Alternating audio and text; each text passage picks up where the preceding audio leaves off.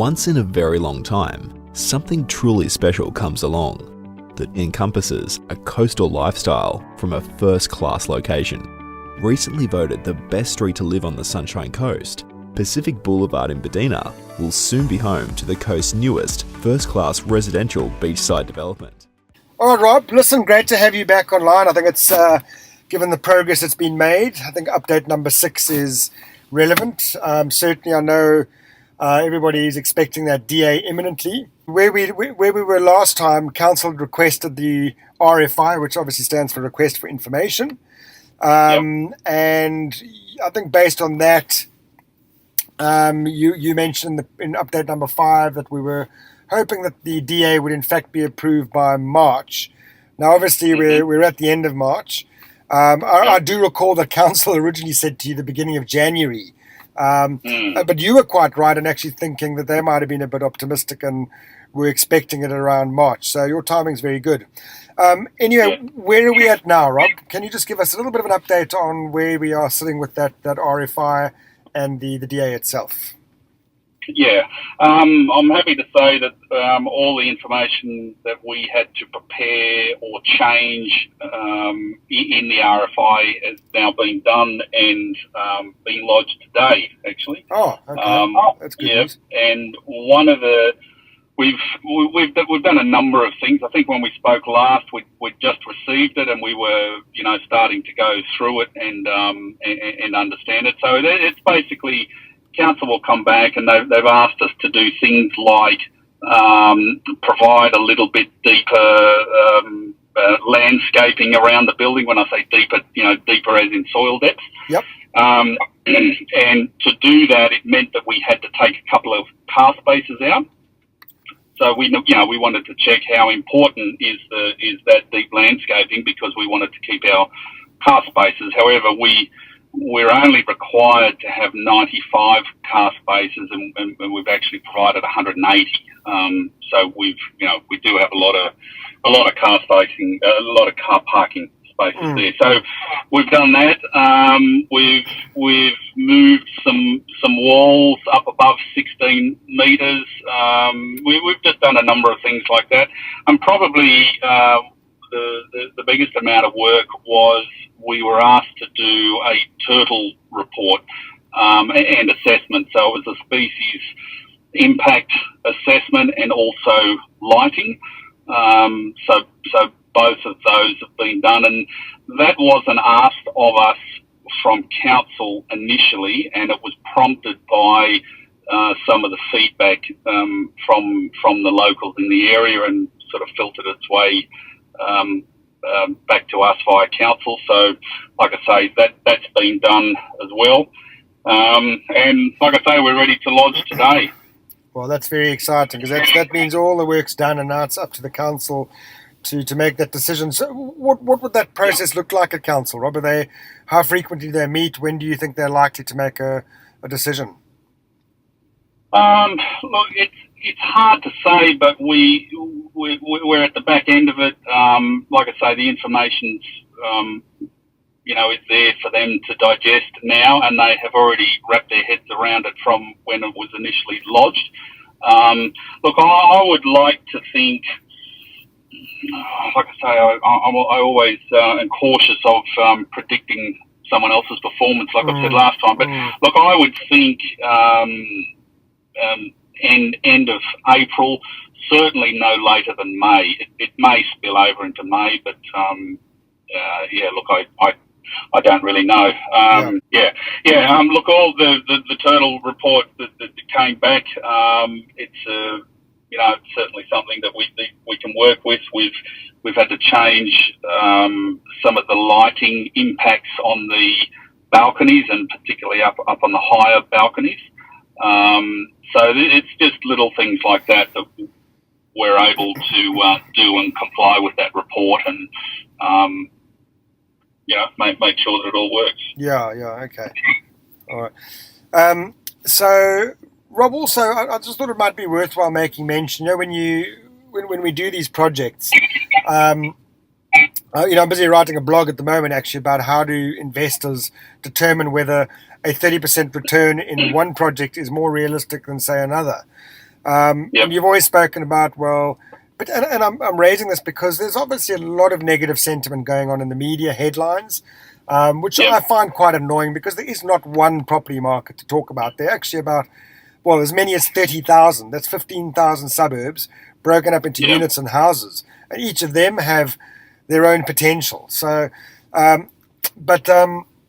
think just for, apart from the being pole position and so on, I think one of or rather the location of the site, I should say, being pole position, beachfront, surrounded by good amenity, blah, blah, blah. But I think one of the key risks when you're applying for a DA is whether or not it's actually code accessible. Can you just remind everybody just what exactly that means? Yeah. Code accessible is basically if you comply with the LEP, which is the local environmental plan, and there's a set of rules within that. I'll just sort of keep it very simple, but there's a set of rules within that, and if you comply with all of those rules, then they call it code accessible. Right. Okay. If you want to step outside of those rules, it is possible, and you can do it, but then you've got to come up with merit and whether there's a better performance outcome and all that sort of stuff. So even though you might step outside those guidelines, it's not to say that it's an automatic refusal. Yeah. It's something that needs to be further assessed. But if you are code accessible and you already comply with the existing rules and you're not stretching the envelope, that makes the passage, a whole lot more straightforward. Yeah, okay. I only say that because, it's, when you've got such an amazing location, you're putting up apartments on the beachfront, there are always going to be those that just object because they're retired and they might have a bit of spare time and they're ex-lawyers or ex-counsellors and they just want to flex their muscles a bit. But then you obviously get those that genuinely have objections. They think apartments on a beach might not be ideal. And I think that's why I just wanted to stress the point that code accessible does mean that you've got a much better chance of getting this through, because all of that was considered many, many years ago when they designed that initial council, those codes. Anyway, so that's good. So if any of you watching... Sorry, if I can just jump in there, because there has been a few, locals partly not happy with the development, and I think probably more not happy with this code. You'll often get, what I call a minority part of the community that, want to say something against it or lodge a complaint or whatever. But a lot of the time, they with respect to them, they're not doing this job all the time, so they don't understand the rules that have been laid out. And one of them with this code accessible is that those rules have already been established and have already been put on public exhibition, in this case, a number of years ago. So, sometimes it would be a bit difficult to expect the locals to get up to speed with that. And some of them may not have been there when that LEP came into existence. So, I understand where they're coming from. Right, okay. Okay, well, look, I'm going to take this in a slightly different direction, Rob, because as we get to the point of getting the DA, once the DA is approved, obviously then you start going into more of a market thing, getting the site ready, obviously for construction, but also to get the sales process going. So I had a quick look at Boom Score, which that's the new version of Boomtown, which we're releasing hopefully in a couple of months. And what I like about Port Macquarie, and let me just take one step back actually. I mentioned earlier with all the media headlines being negative about Sydney and Melbourne and so on. I must really re-emphasize that there are thousands of pockets of areas that are coming up on Boomtown and Boom Score as showing great potential. So when other areas are really not doing well, the market average is exactly that by definition. It's an average, which means some are not doing well and some are doing much better. And what I like about the data with Buddina right now, and keeping in mind we're not selling to investors that are very keen or should be keen to get lots of immediate capital growth or imminent capital growth. This is mostly Yep. a lifestyle asset. So, Boom Score grades Buddina at this stage as what's called a healthy market, which means that prices, supply and demand is very balanced. And I had a little look into that, and it says that basically prices over the last 2 years have been very consistent, slight increases. Okay, nothing astounding. I wouldn't be necessarily a property investor in Buddina today when there are many, many other options with much much better data. The data doesn't reflect the fact that it is prime pole position on the beachfront, in the on the, what was voted as the best street on the Sunshine Coast. So all of that obviously isn't reflected in the data because it's talking about the average property in Buddina. But still talking about the average, what I've noticed that the Boom Score has risen from 31 to 47 in 2 years, which is a very strong trend. Now, when everybody else is talking about markets dipping, Buddina as a market unto itself is actually doing very, very well. And I say that because the Queensland state average Boom Score is 37. So 47 versus 37, that's pretty good. But then also, I looked at the auction clearance rates. Now, keep in mind that Queensland, when you compare it to Melbourne and Sydney, or New South Wales, I should say, and Victoria, it's not massive on auctions. So it's still got a very good, when you look at the Queensland state averages or clearance rates, it's 49%, Buddina's is 60%. So that's actually very good. The other thing though is we obviously want to start looking at things like how fast will those apartments sell. Now this doesn't really matter to the investors today because they just want to get the DA, then it's valued up. But an incoming developer, let's say hypothetically you decided not to continue, which I think there's no doubt about that you are, but they would be saying to themselves, is pricing consistent? Yes, it is. But how fast are we likely to sell these units? Because that determines how quickly everybody gets their money back. And the days on market stat behind the Boom Score for Buddina is 71 days at the moment. Now that's amazing. Queensland average is 107 days, but also the days on market for Buddina has trended downwards from 132 days 2 years ago to 71. So it's not just the point in time data that matters, it's the trends behind the score and the 8 stats that together make up that score. And another one is that the discounting. So the discounting is the price that the purchaser eventually pays compared to the original price that was listed on the property portals. And the rolling 12-month is actually minus 10%. So that actually implies that in many cases, people are paying more for properties in Buddina than they were originally listed for. Now, I think that is a trend, and that's going to come down because it is a 12-month rolling average. I expect that to get to sort of parity. But what that means is when you set your pricing, you can see that pricing is very consistent in Buddina over the last 2 years. So you're not expecting any major spikes or any dips, which makes that very easy for getting your pricing right. That'll probably still be very palatable in the next 12 months or 2 years whenever the project's actually finished. Although, admittedly, many of your sales will be off the plan, so they will be very relevant for today.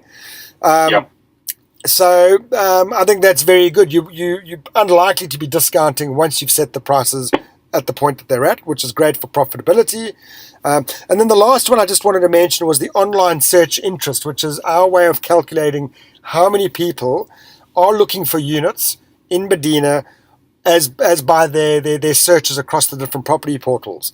And 92, we're seeing on average 92 searches per person per property. Now that's different to realestate.com where they talk about the number of searches per property.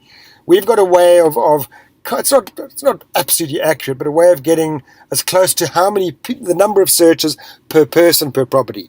So that's 92 searches per person per property on average, and that compares to a state average of 58. So you can see that even though the Sunshine Coast is the next what they describe as a sort of a hotspot location, which is better than most of the other regional areas. Buddina itself just compares amazingly well, and most of the data across, or I should say, compares well across all those data points, which really do suggest that the market's going to continue going along well, and there's not going to be any potential or any major surprises, when it comes to kicking off the sales. So that's pretty good. Yeah. No, that's very good. All right, Very so good. I think that's Rob. I think we've. I just wanted to get a sense of where things are at. Are you feeling still very confident? No shocks or anything that you anticipate? Yeah. No, look, I'm not sort of seeing anything I should be worried about or thinking about, or we've got a great rapport with council. Probably the best I think I've ever had with the council. They've been very supportive. They're excited about the development, which is good. They know it's in a special location, and what what we want to produce is something special for the area. So look, they're behind us, and good. All right. Let's roll on to April, May. Yeah. Excellent. Well, look, in conclusion, I'm just going to make mention to all the Buddina investors. You might recall I've sent out an email about a new second stage capital raising we're doing for the Port Macquarie project, which is that house and land subdivision, in the centre of Port Macquarie. And in the last update, I said we would be offering a 20% return, assuming you are interested and you've got a bit of spare cash and you want to invest. Port Macquarie second stage offer. As it happens, we're not going to be offering 20%, but 30%. And there are a variety of reasons for that. And Rob, I thank you for your generosity, but I know you are a businessman. And that's great. But the term for stage 2 will probably be between 14, maximum sort of 16 months, not 12 months on the button. So when you work that out to what we call an annualized return, if you are comparing it with other offers out there that are saying, we're going to give you 20% or 30% annualized return, that's around a 25% annualized return. But that's amazing for, given the fact that it's where it's located, the DA is approved, massive sea views, all the data for that project supports the sales rates that back how quickly you'll get your money back. Certainly the pricing in that location backs the profits or the profit assumptions, so that you are going to actually get that return.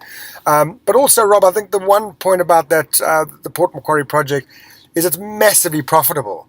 So the profits, and because my investors get paid first out of that profit pool, and then what's left over goes to you, it would have to be an absolute train smash for the profits to come from $10 million down to about, $1 million, in order for them to still get their priority returns. So guys, if you are thinking about getting in there next week, or I should say towards the end of this week, I'm going really hard with the balance of my database, which is around 14 or 15,000, I don't know. And it will sell pretty quickly. So if you got that spare cash, and you think you're ready to go again, now is the time to get that application form in, or just give me a call. All right, enough of that. Rob, thanks very much for the update. As usual, Thank you, Mike. I'm delighted that it's going well. Yeah, there's a little bit of a delay, but you often make up in other areas. So well done to you. And I'm personally very delighted, and hope everybody else watching this today feels the same way. Yep, great. Thank you very much, All right. Mike. Till next time, Rob. Bye for now. Yep, thank you. Bye-bye.